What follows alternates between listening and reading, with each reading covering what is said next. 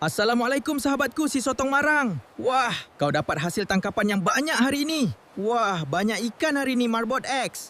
Tapi, sudahkah kamu bersedia untuk tangkapan ilmu baru? Tangkapan apa tu? Iaitu Rancangan Pendidikan Malaysia 2026-2035 sudah pun bermula. Wah, RPM 2026-2035? Apakah anak-anak Marang nanti akan berubah menjadi robot macam kamu, Marbot? Jangan risau, Cik Sotong. Tidak. RPM ini bertujuan untuk menjadikan murid-murid generasi madani sebagai insan sejahtera. Oh, begitu rupanya. Baiklah, Marbot X. Saya faham sekarang. Tapi apa kejadahnya insan sejahtera tu, wahai Marbot X, sahabatku? Boleh kamu terangkan kepadaku? Insan sejahtera? Ya. Generasi madani yang berilmu, beradab, berkemahiran, berdaya tahan dan berkeyakinan.